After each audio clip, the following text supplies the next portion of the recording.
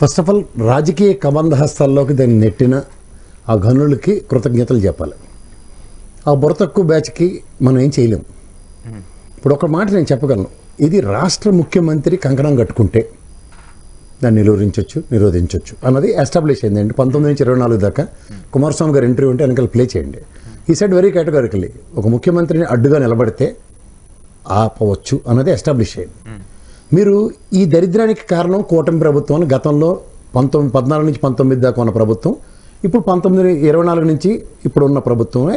Example ఎలా చెప్పొచ్చు అంటే, గతంలో వీళ్ళు ముగ్గురు బాగానే ఉండి జుట్లు పీక్కుని బయటికి తగలడిన తర్వాత దీనికి ఉపద్రవం ఎక్కడి నుంచి ఎస్టాబ్లిష్ అయిందంటే, ఒరిస్సా నుంచి ఎప్పుడైతే ఉక్కు మంత్రి ఉన్నాడో అప్పటి నుంచి ఓఎండీసీ నుంచి మనకు వనరులని దరిద్రం పైపచ్చు.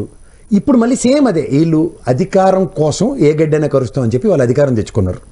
124 స్థానాలు వచ్చి అసలు సాధారణంగా ఎన్డీఏ కూటమిలో వీళ్ళకున్న వీటో పవర్తో ఖచ్చితంగా దాన్ని నిలువరించవచ్చు.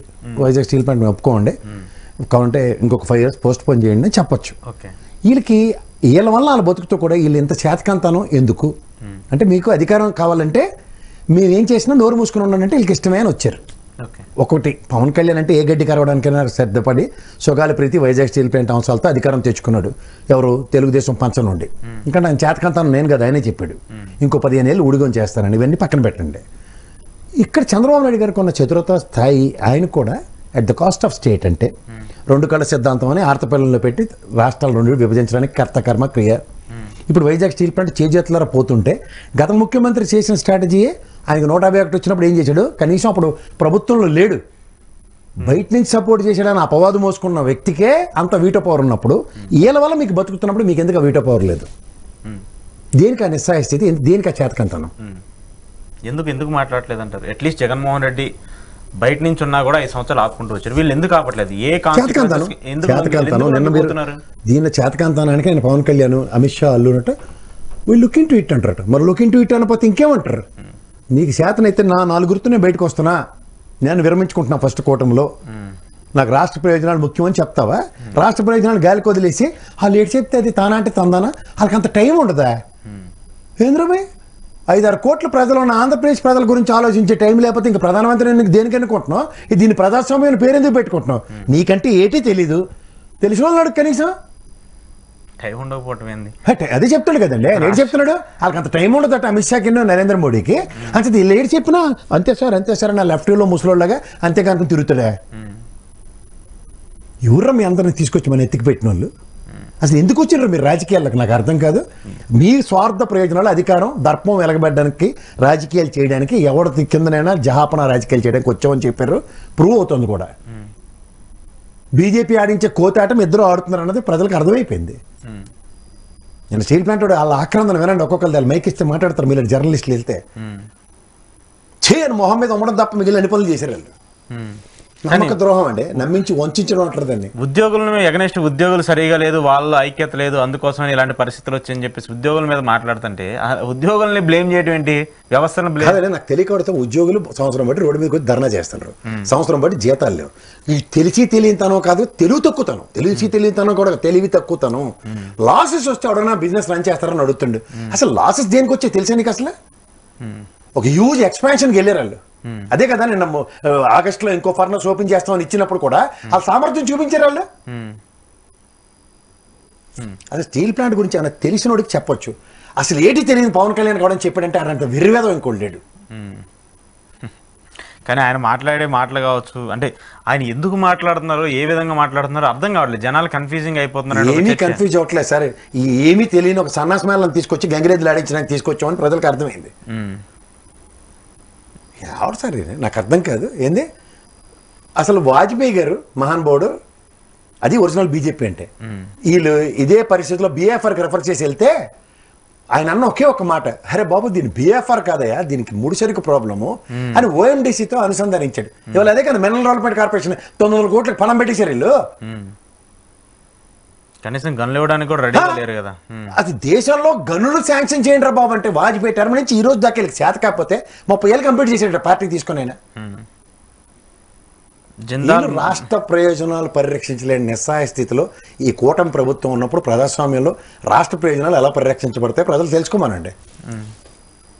అదే చెప్తారు పక్కనరే మాకు జీతాలు ఇవ్వలేదురా, డబ్బులు తీసుకొచ్చారా 11,000 కోట్లు, బ్యాంకులు అప్పులు కట్టడానికి తీసుకొచ్చి వాళ్ళ 34 యూనిట్లు అమ్మేస్తున్నారా, ప్రైవేటీకరించారని వాళ్ళు చెప్తుంటే 14,000 కోట్లు ప్యాకేజ్ తెచ్చాం, 11,000 కోట్లు ప్యాకేజ్ తెచ్చాం. ఎందుకు సార్ అబద్ధాలు?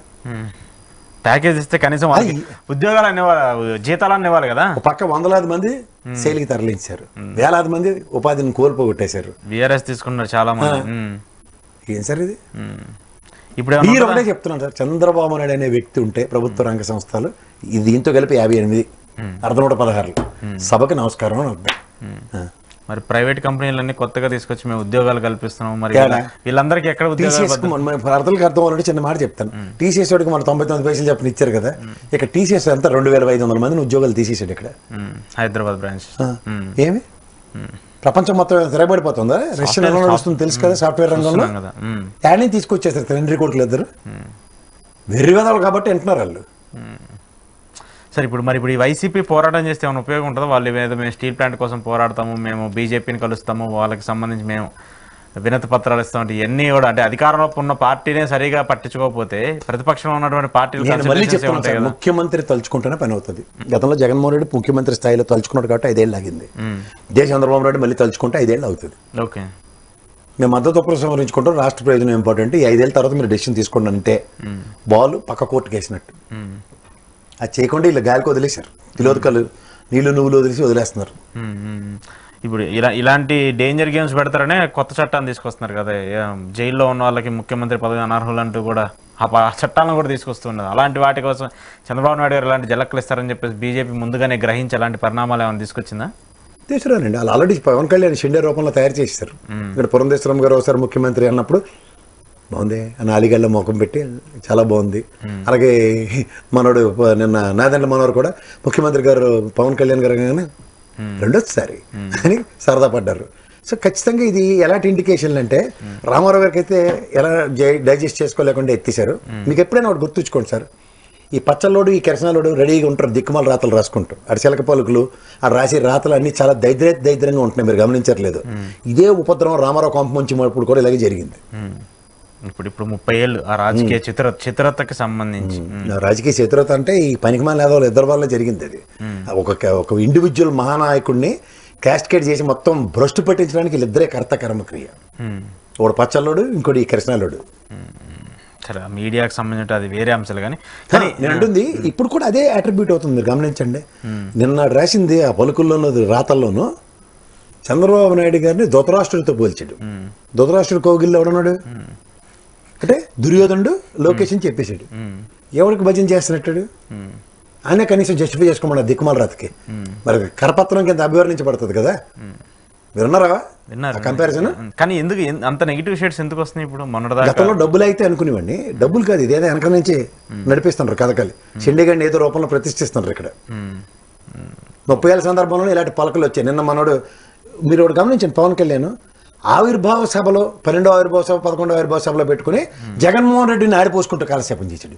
ఇప్పుడు ఆ రోజు మీరు గమనించారా, నాగబాబు మాట్లాడిన అసందర్భ పేలపలకి ఈ రోజు మీకెందుకు 15 ఏళ్ళు సార్, తల్లితోడు సార్, తప్పైపోయింది అన్న టైంలో ప్రవర్తిస్తుంది పవన్ కళ్యాణ్. నిన్న నాదెండ్ల మనోహర్ ముఖ్యమంత్రి అన్న సరిదిద్దుకోలేదు.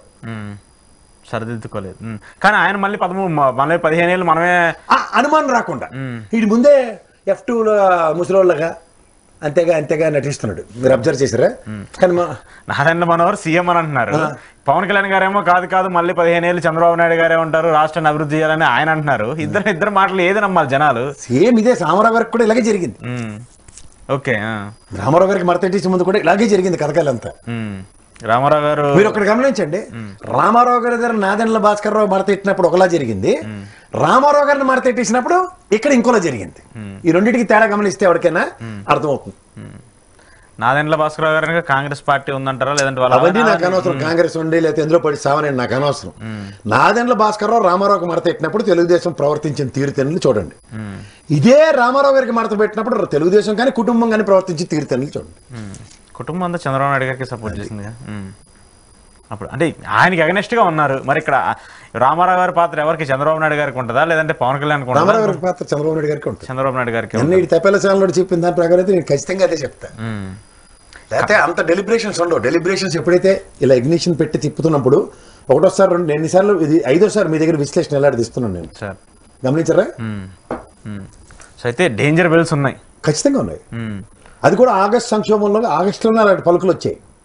ఆగస్టులోనే ఉన్నాయి. అవును, మంత్ ఎండ్కి సంబంధించి ఆగస్టులోనే వచ్చినాయి. ఆగస్ట్ సంక్షోభం అంటే ముందుగానే హెచ్చరించారు అనుకోవాలా, ఏదో జరగబోతుంది టీడీపీ పార్టీకి సంబంధించి. పడింది ఒకటి అర్థం.